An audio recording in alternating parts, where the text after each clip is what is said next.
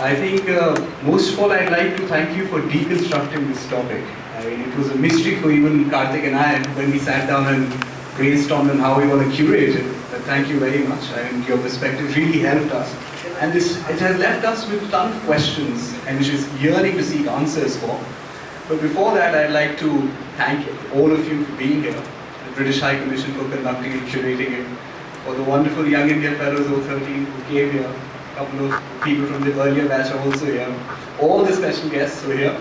I'd like to call upon Karthik. We had a very interesting discussion minutes before we actually got started with it. So Karthik, if you would come up on stage. Karthik is the founder and CEO of What's Up Bharat. And I do wish he can share a bit about his experience, which also has traveled across the world. So once again, I just want to follow up on Karsh's words and thank both Mihir and Irfan. I agree, it's been absolutely kind of, I don't know if scintillating is the right word, but a very interesting discussion. Whenever we have these social political forums, we always expect, as we want to push the boundaries of discourse while at the same time being responsible. Shimon is familiar with this place as is Mihir. This is actually only our third event in this domain of having, let's call them social political dialogues. Foreign policy certainly falls underneath that, and I think all of us have been privileged to hear both of you guys speak. And again, as Utkarsh said, thank you to the British High Commission and to all of you for coming, as well as to all the Young India Fellows and all of you who are here. And in the spirit of what we're here to do, let's have an amazing Q&A. I think the two speakers have already done a stellar job, not only of giving their perspective, but also engaging. But I can feel the energy in certain people in this room ready to burst forth. So, including my own. But before I do that, I just also want to let people know, because we've been here for about an hour, so just logistically, maybe another hour or so we can go on. And of course, you guys are welcome to stay on longer. But we do have food, sandwiches, ham and cheese, wine, beer, juice. So how should we do this? You guys want to take a few minute breaks, or can we actually have them served? You want to do that? We may lose momentum, or can we just have these guys served? So I'd actually like to just continue, but we'll have some of the drinks served, and if you guys want, definitely don't worry about it. And I just want to now just jump right into the Q&A. So there's a few kind of things that I noted down and a few comments that I wanted to share based on what you guys are talking about. And also, हमारे दोस्तों के लिए जो हिंदी में बोलते हैं, I know that we try to here be a more inclusive platform, so we try to also, feel free to speak in whatever language you can, and if required, I can always translate. अरे क्या बात है? तो हमारे पास तीन मुद्दे हैं जिस पे मैं फोकस करना चाहता हूँ. Three issues that we can kind of look at. One is political Islam, as I see it, right? And in a very simple way, I want to try and simplify this, and excuse me if I'm oversimplifying, the question of democracy and Islam. As Mihir said, and I agree with him, that political, any religion, sometimes sounds kind of wrong to us, right? But at the same time, it's democracy. So let's be very blunt. Different religions and democracy, and here we're talking about Islam. So the example of the 4 or 5 countries, Indonesia, Turkey, Pakistan, it's very interesting, because clearly democracy, and I think we all have to agree here, if someone doesn't, they can speak up, that democracy is desirable, right? Not just a question of human rights, rights for women and so on, but we must get beyond that. Democracy is desirable, whether it's a Jewish democratic state, or I don't know if India is a Hindu democratic state, or a Christian democratic state, or an Islamic democratic state. So that's one. What does political Islam mean in theory? And as you mentioned about the evolution of how it's going. And in essence, if I can say it in a nutshell of a young or simple person, I'll be very blunt, guys. I grew up in America, right, and they talk about wanting democracy in other countries, but if the Democratic Party who wins is not in your interest, then we're unhappy with it, right? So if we want elections in Israel and Palestine, we feel that the West is too allied towards Israel, but then we have elections in Palestine and Hamas, so we're not happy. We want a revolution in Egypt. If they have a revolution and the Muslim Brotherhood wins, we're not happy. So it seems a little bit unfair and inconsistent. And the people from that country, then they complain about that. So I, like Mihir, I'm no fan of political Islam, but I also understand that basic unfairness. That's kind of what it seems like to me. How can we reconcile Islam and democracy? And I'm fascinated by the discussions that went on here about what happened in a more specific context in places like these large countries, Indonesia, Egypt, Turkey, and so on, and more specifically in the Middle East. Secondly, bringing it back to India, which is a country that we're all obsessed about and really care about, and maybe unrealistically so, we're kind of overly focused on it. So it's always good for us to bring it back home to India. And again, being a little bit politically incorrect there and taking on Mihir and Irfan simultaneously, you talk about realist thinking taking a beating. I strongly disagree, brother, because I think that many people in India would say that in the last several years, our country, our foreign policy establishment has become more realist. India is well known for having a moralistic foreign policy, right? With respect to China or other strategic things. I honestly feel that in the issue of political Islam, because we are, I think it's the second or the third largest Muslim country, it's a religious specific issue, right? And many of you alluded to this. I mean, we talk about, you talked about the politics being separate, versus a control, and this idea of Deoband.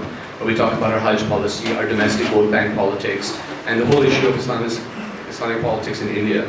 So I just think that that's a very interesting issue, given that we're the second largest Muslim state, and all those details that you refer to with respect to our own identity as a state, I think have more to do with it than realism. Because I agree, of course, with Syria, I mean, with Libya or with Iraq, but I think overall, very few people here, we have many people in foreign embassy, overall India is moving towards more realist dimension, but we have this very strong domestic political Islam vote bank component to it. So it kind of is tied into our domestic politics. And thirdly, and just to conclude, a point was raised about the the events in Tahrir Square and what's happening in India with Anna Hazare. And the point that I just wanted to leave people here with was this idea of freedom of speech. That as long as someone can openly say what they feel, that's enough, to prevent a revolution. And I think this is the fundamental difference. That I don't think that there's such a big difference between Walid Ghunim, that gentleman from Google, and him pulling off his Anna Hazare T-shirt. WhatsApp Bharat was founded 1 year ago. Again, on a similar principle, as I was discussing with Irfan and Mihir before the show, that it's not about armed insurrection. It's just about the ability to speak honestly, right? What's happening in our country. So the farce of, let's say, if I can be again blunt, of a Saudi Arabia, which is supposed to be, we're talking about political Islam, the custodians of the holy mosques and defenders of the faith and all of this, and the disenchantment with the people with the reality of the political reality, is what creates that farce. It's not a real country. And it's the same in our country with the Anna Hazare movement. That people essentially see this has become like a farce. And obviously someone has to light that. Some, rickshawala who immolates himself, or a political activist. But isn't it at the end of the day the same energy at different levels of spectrum? Obviously India is a far cry from Saudi Arabia, and you have Pakistan, and you have shades of grey. But isn't it the same feeling? And ultimately linked to the question of freedom of speech. And many of the examples you gave seem to indicate that. King Abdullah and his inability to do that, and in Bahrain or in Morocco, the emperor's ability to take that in. So if I can just phrase it in these three things, and I'd love to get some of our young India fellows to share their comments, and maybe we can have 2 or 3 comments, and then you guys can respond, and then maybe we can take a few comments from this side, because I do feel a lot of energy in this room, and you don't have to follow this, but this is just because there's so many amazing issues that have been discussed. But there's about political Islam in general, the theory of it between the different countries. There's what's happening in India with respect to political Islam, and the links between Egypt and the Arab Spring, and whatever you guys think is happening in India. So with that, I'm just sorry for taking so long, but I just wanted to kind of connect the dots, and thank you again for this amazing session, and then hopefully in a somewhat controlled way open it up for questions.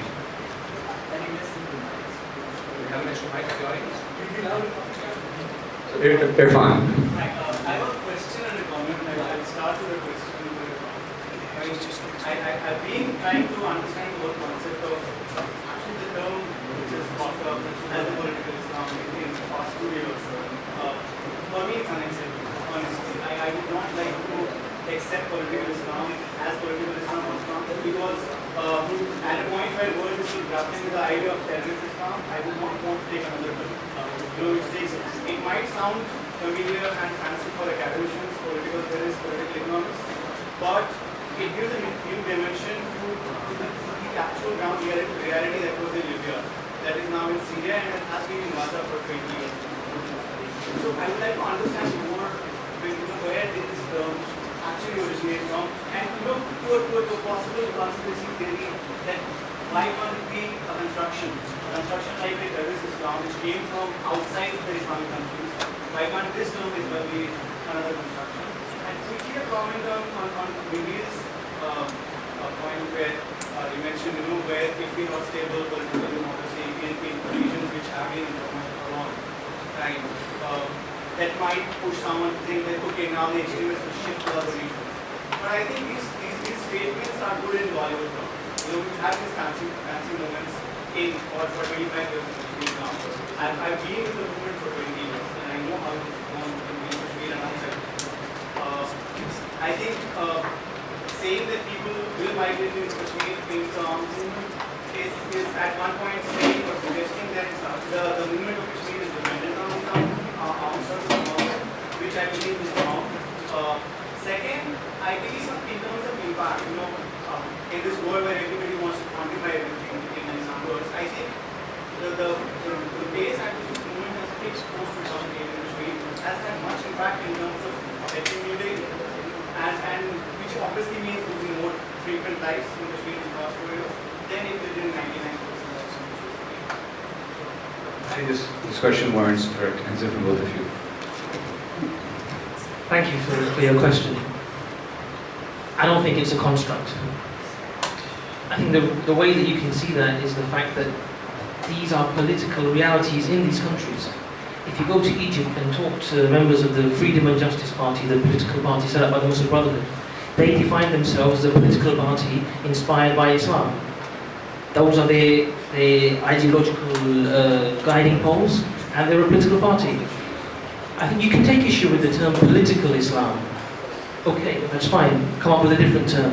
Islamically oriented politics, Islamist, whatever you want to call it, but it is a phenomenon that exists because we are seeing it in Egypt, we are seeing it in Tunisia, we're seeing it in Morocco. These are people who have an Islamic identity that they have very central as part of their political identity. And I think you might not like that. You might think actually you shouldn't have that. That's fine, that's your point of view. But they like that, and they stood on a platform which has promoted their political identity and won votes. So it's a political reality in this part of the world. It may be that this is a phase, that a country that has had such suppression and such lack of freedom of expression, just as you were saying, has to go through experimenting with different identities before it reaches a political stage of development where it's more comfortable not talking in terms of Islamic or religious or in terms of identity. This is possible. But I don't think this is a Western construct. The war on terror was a Western construct, I accept that. But terrorists inspired by Islam was not a Western construct. I mean, ask the people who were in the Twin Towers. It happened, it was real. And I think you've suffered in India from terrorists who are being inspired by Islam as well. So these are not Western constructs. These are real phenomena which we can have a discussion about how they should be termed and what they actually mean. But they do exist. If I can just come back to your question specifically, I think reconciling political Islam, whatever you want to call it, with democracy, I think it's happening in front of us. It's happened in Indonesia, it's happened in Turkey, and it's happening now in Egypt and in Tunisia. I think it's a reality that we have to adapt to, and I don't think the two are necessarily in contradiction. And I think there was a perception maybe in the West in the past that they are in contradiction. But I think one of the most encouraging things that we've seen as a result of the Arab Spring is that discourse has been put behind us. All Western states, the US, the UK, France, Germany, all the major Western powers have accepted and embraced in some form these new political Islamic movements. So I don't know whether we will ever have something that is, that is a truly Islamic state. To the degree that we have states in the world today that claim to be truly Islamic. I think we have several examples. Iran, which had a very good claim to being a truly Islamic state, where the running of the state was in the hands of, the learned in religion, went through an extraordinary period of turbulence. And it was far from ideal. 3 years ago, 2-3 years ago, the streets were, that is a pure Islamic state, but they had protests on the street. So I don't think that is the case. About Saudi Arabia, as he pointed out earlier, it is a lot of the Gulf states, you cannot separate out the influence of a high standard of living from the influence of political Islam. So people may not protest if you're getting a good deal. That's like saying the Chinese system is the perfect thing to install everywhere else, because nobody has revolted against it for 25 years. But the fact is that they may not have revolted against it for 25 years because those 25 years they have seen economic benefits. Now, unless you deliver those economic benefits, which the Gulf states can because they have natural resources, which the rest of the world cannot, I don't think that we can make that claim. So that is my answer. Right. So, Irfan, I was just wondering if you could clarify the British position on Lebanon, because as far as I'm concerned, that's just a bomb waiting to explode. Does the British government support one man, one vote elections in Lebanon, as opposed to denominational voting right now, as opposed to Condoleezza Rice going there and saying we support Lebanese democracy, which means just as much as North Korean democracy means, really? Second, how do you define a Hitler election? Because you said that the dynamics of power see to it that these Islamic movements would moderate. Why was Hamas not given that chance to moderate? Because it was basically passed off as a Hitler election. Second, do you accept that Spiegel or Zeit or whatever expose it was, that the Hula massacre was actually carried out against the Alawites by the rebels? And when exactly is urban warfare hiding behind women and children, Hamas cowards hiding behind women and children, as opposed to Syrian rebels being very brave and fighting it to the last man? Third, you brought up this question, you gave an example of Morsi seeking a Coptic or a female vice president to be a sign of moderation. Well, Khatami had a female vice president. Tariq Aziz was a Christian, and I don't think it produced any form of moderation in that. So can you actually give me some examples of moderation in the Islamic world? Because once, in my opinion, once Islamism has been rolled out, there's no roll back of Islamism. It becomes a very difficult process. It's never really happened in practicality. So could you give me an example of that? And lastly, I'm assuming that the rights of the Shia were extremely important to the British government when you sold Saudi Arabia the Eurofighter, and I'm sure that's given you considerable leverage to talk about Shia rights with the Saudi government, and I'm sure it's produced some form of Shia emancipation there, and I'm sure, as Angela Merkel calls it, the gold-plated leopards that the Germans are going to sell the Saudi army will also produce significant EU results in terms of Shia rights in Saudi Arabia. Thank you. Thank you. Lots of interesting questions there. To take them in order. Firstly, on Lebanon. Lebanon's democratic structure is inherently flawed in terms of trying to really ensure effective governance. But what it has ensured, in most cases since the Civil War and the Taif Agreement, is stability. And I think when you've gone through a civil war, actually you're prepared to make some compromises on the absolute nature of democracy, not to go back to that chaos. So the moment the Lebanese have entered a national dialogue, the Prime Minister's national dialogue, tried to look at some of these issues and suggest some sort of consensual reform towards a new form of structure. We support that, and if they can build consensus for change, I think we'll be happy with that. But I think what it's probably not good for us to do is to impose our will on other countries and say you should have a democracy of this order or of that order. That's what we did in the past, and that's what led to many problems. I think in knowing our colonial baggage and accepting people have the right to determine their own forms of governance is probably a more sensible way of approaching this. In Hamas, his 2006 election, I don't think it was a Hitler victory. I think the victory of Hamas in that election was accepted across the board. What wasn't accepted was that Hamas did not renounce its commitment to use violence as an instrument of policy. So we did not say that Hamas's election was illegitimate. We said they had an illegitimate election victory, but we would not fund them anymore. Because we, as the European Union, are one of the biggest funders of the Palestinian Authority, which exists almost entirely on handouts. And we said we'd be happy to do that with the Palestinian Authority, but if the Hamas became responsible for the Palestinian Authority, we would not fund a group that sort of promotes violence as a means of achieving its political objectives. So I think it's a little bit unfair to characterize that as simply a rejection of them for a reason other than the fact that they're committed to violence. In terms of the Muslim Brotherhood and its extremism, I think there is no way of proving this until you go through it. I think in Turkey you've had many examples of political Islamists coming to power who were moderated by a system of checks and balances that they drew up themselves. In Indonesia you had an Islamist party elected after Suharto's fall, and they were rotated out of power after a while. So I think there are examples and counterfactuals to the idea that this will be a monopolization of power, there will be a one vote, one man, one vote, one time. I think we have to wait and see. And I think absolutely appointing a female or a Christian vice president doesn't solve your problems. But we're talking about gestures and inclusivity as a step, as a first step.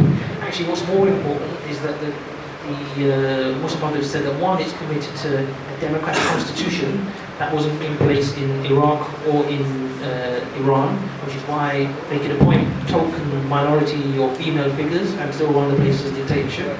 But in Egypt, one, they've said they'll have a coalition government, so building and bringing in all parts of society. And secondly, they've already set up a constitutional committee that is broadly representative of most parts of the Egyptian society that's working at the moment. So I think there is reason to be a bit more optimistic there.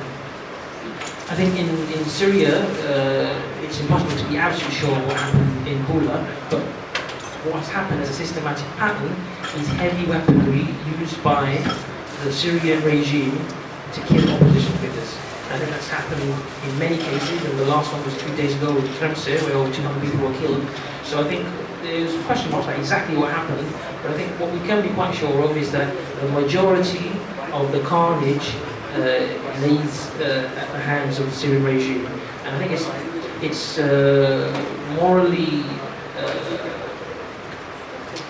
ambiguous to try to maintain some sort of equivalence between the actions of a government that has the control of all the armed heavy weaponry in the country and has turned it on its own citizens, who for 6 to 8 months, because this all started in March 2011, and until the end of 2011 it was a peaceful uprising.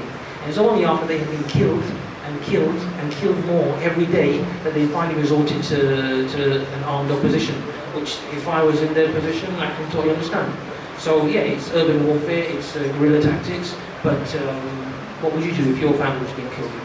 I mean, nobody condones the use of violence, but I think you can understand why people have resorted to this. What was the next question?